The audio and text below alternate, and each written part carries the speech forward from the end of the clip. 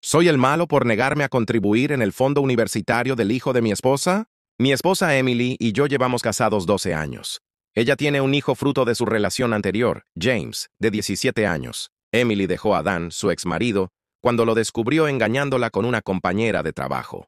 Desde entonces compartían la custodia de James al 50%. Desde el principio la relación con James nunca fue fácil. Yo intenté ganarme su cariño, pero pronto me di cuenta de que estaba esforzándome demasiado y eso solo lo alejaba más. Con el tiempo nuestra relación se volvió una especie de tregua silenciosa.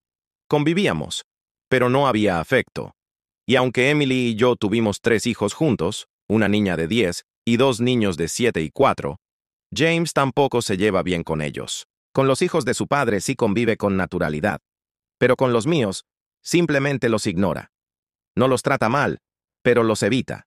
Tanto que los niños ya prefieren no cruzarse con él cuando está en casa. Emily y yo tenemos buenos trabajos, y desde hace años planeamos los estudios universitarios de todos nuestros hijos. Acordamos que yo aportaría el 80% al fondo universitario de nuestros 3 hijos, mientras que Emily pondría el 20% restante, y ella, por su cuenta, financiaría completamente el fondo universitario de James. Nunca supimos si Dan haría lo mismo, pero al menos así nos asegurábamos de que James tuviera algo. Hace poco, Emily se sentó con James para hablarle de su fondo. Parecía contento al saber que tendría apoyo económico para la universidad. Pero cuando regresó de pasar el fin de semana con su padre, algo cambió. Le preguntó a Emily por los fondos universitarios de sus hermanos. Y cuando se enteró de que la cantidad que ellos tendrían era bastante mayor que la suya, estalló. Quiso saber por qué. Y cuando Emily le explicó nuestro acuerdo, se enfureció. Dijo que yo era un hipócrita, que durante todos estos años solo había fingido ser parte de su familia, que en realidad nunca me había importado, y que era un hombre sin corazón. Emily, intentando calmar las aguas, me sugirió que podíamos sacar algo del fondo de nuestro hijo menor y dárselo a James. Prometió que con el tiempo lo repondría, pero dijo que la decisión final era mía, que no me presionaría. Y la verdad, no quiero hacerlo. James idolatra a su padre, a pesar de saber que engañó a su madre. Además, puedo soportar que me trate con frialdad, que me ignore, pero jamás entendí su desprecio hacia mis hijos, sus propios hermanos. Incluso intentamos ir a terapia familiar. ¿Y saben qué dijo James? Que no pensaba ir, porque yo no era su familia. Pero ahora que necesita dinero, de pronto sí lo soy. Tal vez estoy siendo mezquino, no lo sé, pero en el fondo siento que no debo hacerlo. He estado ahí todos estos años, sin reconocimiento, sin cariño. Y ahora, cuando por fin tengo la oportunidad de decidir, me pregunto, ¿soy realmente el malo por negarme a darle ese dinero? Ayer nos sentamos a hablar los 3, Emily, James y yo. James no quería ni mirarme, pero le dije que si de verdad esperaba que yo considerara aportar a su fondo universitario, primero debía responder muchas preguntas. Fue una conversación larga, pesada, llena de silencios incómodos y verdades que dolieron más de lo que imaginábamos. Y lo que descubrimos fue devastador. James nos contó todo. Desde antes de que Emily y Dan se separaran, Dan ya lo había llevado varias veces a casa de su amante. Así que cuando Emily lo dejó, James ya conocía a la otra mujer. Dan se mudó con ella inmediatamente mientras Emily, que hasta entonces era ama de casa, luchaba por salir adelante sola con un niño pequeño. Su hogar con Emily era más caótico, más incierto, y ella, queriendo protegerlo, nunca le contó que su padre la había engañado. ¿De qué serviría decirle eso a un niño tan pequeño? Pero Dan sí hablaba. Le decía a James que su madre algún día volvería con él, y que el único obstáculo era yo. Cuando Dan se casó con su amante, le dijo a James que solo era algo temporal, que lo hacía para poner celosa a Emily. Y cuando Emily y yo nos casamos, le dijo que lo hacíamos para alejarla para siempre de su verdadera familia. Años después, James descubrió, por un primo del lado de Dan, que su padre había sido infiel. Le preguntó a su madre, y Emily fue completamente honesta. Pero cuando enfrentó a su padre, Dan le dio otra versión. Le dijo que Emily lo había dejado desde hacía tiempo, y que su soledad lo llevó a buscar consuelo en otra persona. Que todo fue un error por extrañar demasiado a su esposa. Y aunque sonara absurdo, James lo creyó. Perdonó a su padre y comenzó a odiarme a mí. Cuando Emily quedó embarazada de nuestra hija, Dan le dijo a James que yo estaba metiendo mi semilla en su madre. Sí, esas fueron las palabras exactas que James repitió, y que con eso estaba destruyendo lo que quedaba de su familia. Le dijo también que nuestras intenciones de llevarlo a terapia eran falsas, que en realidad queríamos que un doctor lo declarara un niño problema, para luego enviarlo a un internado y así poder vivir felices sin él. Que solo ellos, su padre y la nueva familia, estaban luchando por mantenerlo con vida emocionalmente. Y ahí entendí todo. Años de odio, de rechazo, de distancia, todo alimentado por mentiras. James confesó que durante todo ese tiempo fingía estar alegre y cariñoso con la familia de su padre, mientras se mostraba frío y distante con nosotros, esperando que Emily pensara que mis hijos y yo éramos el problema, que así ella terminaría dejándonos. Pero, según él mismo dijo, yo seguía embarazando a su mamá, haciendo cada vez más difícil que se separara de nosotros. Emily estaba destrozada. Yo también. Era demasiado para procesar. Le pregunté si su padre había ahorrado algo para su universidad. Me dijo que no, que los padres de la amante habían creado un fondo para los hijos de Dan, pero que él no estaba incluido, porque no era su nieto. Y Dan, por supuesto, no había guardado un solo peso para nadie. Entonces le pregunté, ¿por qué ahora esperas que yo te ayude si siempre rechazaste ser parte de esta familia? Dijo que al principio estaba conforme con el dinero que su madre le había dicho, pero que su padre lo convenció de que lo estábamos dejando fuera y que debía exigir más. Le pregunté si pagaba ese dinero, podríamos al menos tener una relación distinta, si podríamos ser amigos, si podría, aunque fuera un poco, tratar mejor a sus hermanos. Y él sin dudar respondió no. Dijo que ahora sabía que ni yo ni mis hijos éramos los villanos que su padre pintó, pero que aún así me odiaba, porque según él, yo fui la razón por la que sus padres nunca se reconciliaron, y que jamás podría querer a mis hijos porque son míos. Luego dijo que, como ya sabía que Emily no nos iba a dejar, su plan era simple. En cuanto se fuera a la universidad, cortaría todo contacto con nosotros. Algún día, cuando se sienta listo para perdonarla, tal vez volvería a hablar con su madre. Pero no ahora.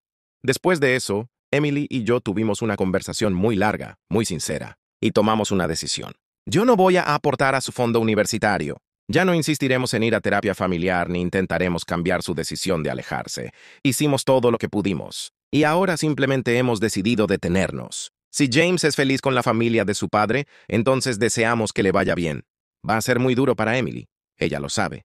Pero después de todo lo que escuchó, le resulta casi imposible reconocer al dulce niño que crió en este adolescente lleno de rencor. Después de todo lo que James dijo, Emily quedó destrozada. No solo estaba en shock, estaba vacía, necesitó tiempo para pensar y procesar todo, y al final tomó una decisión. Decidió que seguirá aportando al fondo universitario de James hasta que cumpla 18 años, pero no le entregará el dinero directamente.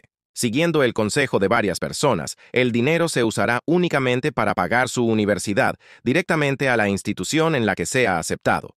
Y si James decide no estudiar, entonces el dinero quedará guardado hasta que cumpla 25 años. Además, para evitar futuros conflictos si, Dios no lo quiera, Emily llegara a faltar antes de esa edad, nuestro abogado se encargará personalmente de entregar el dinero a James cuando llegue el momento. Así nadie podrá decir que yo interferí o que intenté quedarme con algo que no me corresponde. Desde aquella última conversación, James no volvió a casa. Pasó unos días en casa de un amigo, y luego regresó con su padre. Aún así, Emily quiso verlo una vez más. Lo citó un sábado, y cuando llegó, lo sentó a hablar. Ya no había lágrimas ni súplicas, ni miedo de herirlo. Solo una madre enfrentando el dolor más grande que puede sentir, el de aceptar que su propio hijo la desprecia por algo que no hizo. Le dijo que si realmente estaba decidido a romper todo lazo con nosotros, entonces no tenía sentido seguir caminando sobre vidrios para mantener una relación que él mismo no quería. Le dijo, con voz firme, que estaba herida y profundamente decepcionada, que no podía aceptar que él creyera que la culpa del divorcio era suya, y que si él consideraba aceptable que su padre la engañara, y aún así pensaba que debía haber vuelto con él, entonces simplemente no podían ver el mundo del mismo modo. Emily le explicó que yo no aportaría nada a su fondo. Le recordó que, si no me considera parte de su familia, entonces yo no tengo ninguna obligación hacia él, y que, si siente que su fondo es insuficiente, debe pedírselo a su padre. También le aclaró que no tendrá acceso directo al dinero. Los pagos se harán únicamente al colegio o universidad donde estudie, y que ya sabe lo que pasará si decide no hacerlo. Por último, le dijo que, si no quiere volver a nuestra casa, no tiene que hacerlo. Hablamos con nuestro abogado, y aunque Emily no renunciará legalmente a la custodia todavía, Tampoco lo obligará a quedarse con nosotros. James escuchó todo en silencio. No dijo una sola palabra. Esa noche se encerró en su habitación y al día siguiente regresó a casa de su padre. Desde entonces no supimos nada de él por unas semanas. Pasaron casi 2 semanas después de aquella última conversación entre Emily y James. Desde entonces, silencio total. James seguía viviendo con su padre, y Emily no insistió en que regresara, aunque por acuerdo legal debía pasar tiempo con nosotros. Ella necesitaba ese respiro. Ambos lo necesitábamos. Pero de pronto un día James llamó. Su voz sonaba apresurada, impaciente. Nos dijo que había sido aceptado en una universidad y que necesitaba todo su fondo para pagar la inscripción. Emily se quedó en silencio unos segundos. Sabemos cómo funcionan esos procesos. Llevamos años fuera de la universidad, pero no somos ingenuos. En esta época apenas comienzan las solicitudes, y ningún colegio pide el pago completo de golpe. A lo mucho, un pequeño depósito para asegurar el lugar después de la carta de aceptación. Emily le respondió con calma. Perfecto, James. En cuanto me des el nombre de la universidad, haré el pago directamente. Pero él dijo que eso no era posible, que la universidad no aceptaba pagos directos, y ahí fue cuando todo empezó a oler mal. James se negaba a decir el nombre del supuesto colegio. No quiso mostrar la carta de aceptación, solo repetía una y otra vez que necesitaba el dinero ya. Cuando Emily se negó a entregárselo directamente, su tono cambió. Empezó a alterarse, a levantar la voz, hasta que Emily, entre lágrimas y frustración, decidió colgar. Ni una hora después, el teléfono volvió a sonar. Era Dan. Y eso sí que fue una sorpresa. En 12 años, él jamás había llamado por su cuenta. Siempre éramos nosotros quienes lo buscábamos, especialmente Emily, rogándole que aceptara llevar a James a terapia, algo que por supuesto él siempre negó. Pero esta vez, Dan llamó furioso. Nos acusó de maltratar emocionalmente a James, de negarle su futuro, de provocarle daño psicológico por no entregarle su fondo universitario. Emily respiró hondo y con una calma que solo da el cansancio le respondió. Ese dinero es mi ahorro personal, Dan. Lo guardé para mi hijo, sí, pero no le pertenece legalmente. Podría ser mi fondo de retiro si así lo quisiera. No tienes derecho a exigirlo. Y ahí todo se desmoronó. Dan empezó a insultarnos, a gritar y hasta que Emily colgó. Lo único bueno es que, por pura sorpresa, habíamos grabado la llamada, y cuando el teléfono volvió al silencio, supimos que esa conversación sería importante algún día. Pasaron unos días más, silencio otra vez, hasta que este lunes, una visita inesperada cambió todo. Julie, la prima de Dan y madre del chico que una vez le dijo a James la verdad sobre la infidelidad de su padre, vino a casa. Ella siempre ha sido amable con nosotros. Sus hijos y nuestra hija son muy amigos. Nos contó algo que, aunque no nos sorprendió, sí nos dejó con una mezcla amarga de tristeza y confirmación. La esposa de Dan, su amante, la mujer por la que destruyó su matrimonio con Emily, lo está dejando. Sí, Dan la engañó también.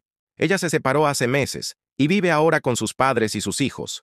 Mientras tanto, Dan anda pidiendo dinero a sus familiares para empezar un nuevo negocio, pero por supuesto, nadie le ha querido prestar nada. Y entonces todo encajó. Su repentino interés por el fondo universitario de James, su insistencia, su llamada furiosa. Todo tenía sentido. Dan necesitaba dinero y estaba dispuesto a usar a su propio hijo para conseguirlo. Emily intentó contactar a James varias veces desde entonces. Llamadas, mensajes, correos, nada. Silencio otra vez. No sabemos qué pasará después, pero una cosa sí tenemos clara. Sea lo que sea, lo enfrentaremos juntos. Como familia. Si llegaste hasta aquí, gracias por escuchar. Si te gustó esta historia, no olvides dejar tu like y suscribirte al canal. Es la mejor forma de apoyarme para seguir contándote más historias como esta, llenas de emociones reales y momentos que nos hacen pensar.